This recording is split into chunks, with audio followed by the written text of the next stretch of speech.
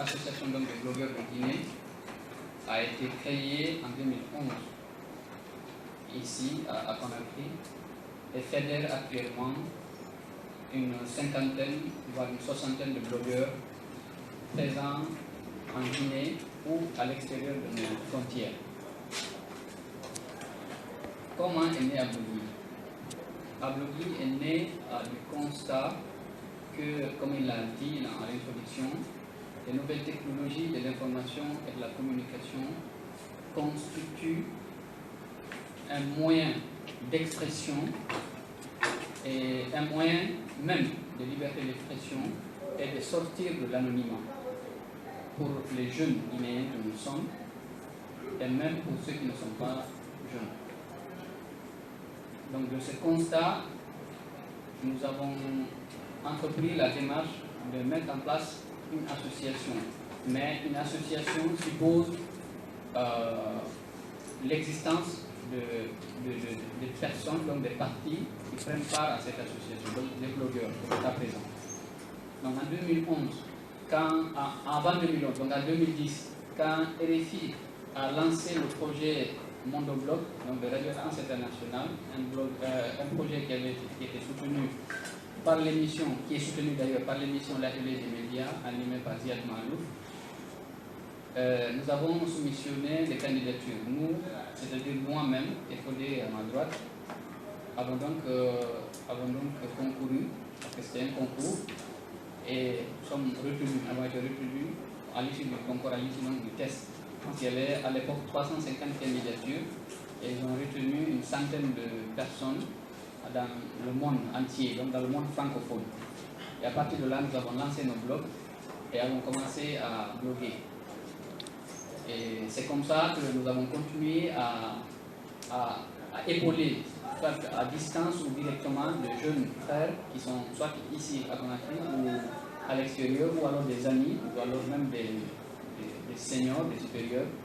Et nous avons suggéré donc de se joindre à nous pour mettre en place une association qui défendrait les intérêts des blogueurs. Nous avons rencontré donc beaucoup d'autres blogueurs et nous nous sommes inspirés de ce qu'ils font.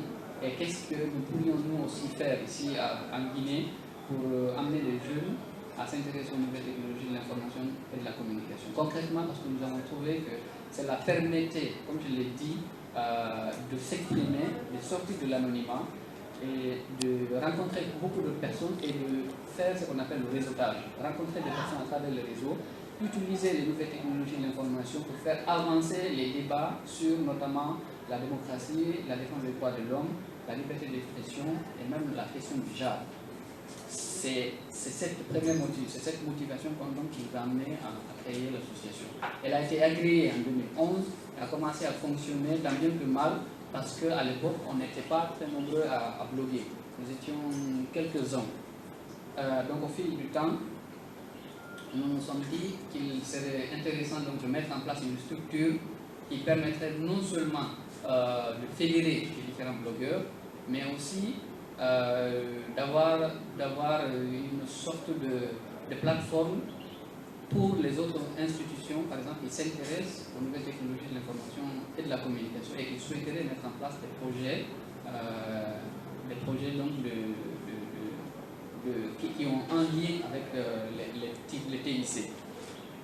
Alors, à partir de 2011, nous avons essayé donc de rédiger des statuts, un règlement intérieur pour l'association, et avons défini quelques objectifs que je vais vous citer, qui se résument en principalement 4 objectifs principaux de l'association.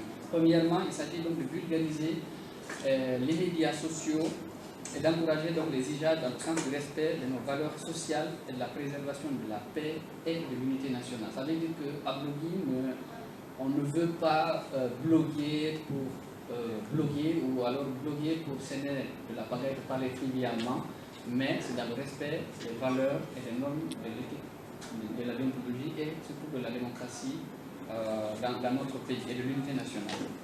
Encourager le partage du savoir et des initiatives innovantes dans le domaine des technologies de l'information et de la communication.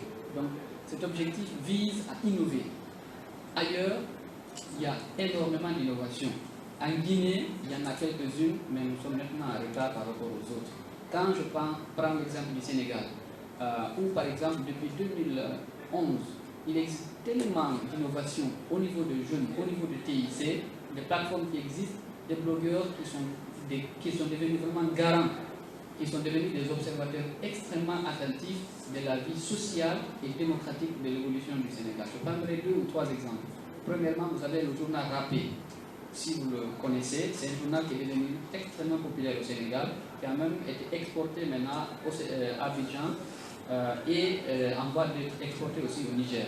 Donc c'est 2 jeunes qui ont compris que, par exemple, puisque les gens s'intéressent beaucoup au rap, ils ont conçu un journal rappé à travers un canal YouTube. Chaque soir, comme on regarde par exemple la RTG, comme vous savez que ce média, d'ailleurs absent ici, il anime un journal télévisé, mais en rappé. Mais le journal fédère a tellement d'auditeurs que ça dépasse même certains médias au Sénégal. La dernière fois que j'ai vu avec l'affaire Tchonsek, qui a été accusée de trafic de faux billets et tout, il y avait plus de 100 000 vues pour le journal. Je ne sais pas quelle est... Vous voyez donc un peu cette innovation. Deuxièmement, le deuxième exemple, ils ont créé tout un système à travers un hashtag qu'ils ont appelé Sounou 2012, donc notre cause en 2012, pour bâtir, si vous voulez, une stratégie de monitoring et de suivi des élections présidentielles, qui a débouché à travers la conception d'un site web, un compte Twitter, un compte Facebook, une page Facebook, un canal YouTube, etc. Beaucoup d'outils qui ont été fédérés autour d'une plateforme. Et après, quand Macky a pris le pouvoir, ils ne se sont pas arrêtés là, ils ont créé un outil qui s'appelle le Macky Mètre. Macky Mètre comme l'unité de mesure mètre, pour mesurer les actions. Quel est le programme du candidat Macky a-t-il été mis en œuvre comme il l'avait promis? Donc cet outil-là, ces sites web-là, constitue une référence actuellement au Sénégal pour suivre l'évolution et la mise en œuvre de la politique du président Macky Sall, de son programme. Donc, le troisième objectif de l'association, il s'agit de promouvoir l'éducation, la citoyenneté, la science et la culture. Donc à travers les nouvelles technologies, c'est possible. Ça décloisonne les contacts entre les différents intervenants, les différents acteurs, et ça permet à quelqu'un, à un étudiant, à tout le monde, actuellement, d'avoir une connexion Internet, un mobile ou un ordinateur, vraiment pour s'éduquer. D'abord l'éducation, l'enseignement. Actuellement, avoir des cours, il suffit d'avoir un ordinateur et d'avoir une connexion Internet et d'avoir un minimum de base pour savoir chercher sur Internet. Enfin, défendre la liberté d'expression, les droits humains et militer pour la démocratie, l'état de droit, l'ouverture des données et la bonne gouvernance.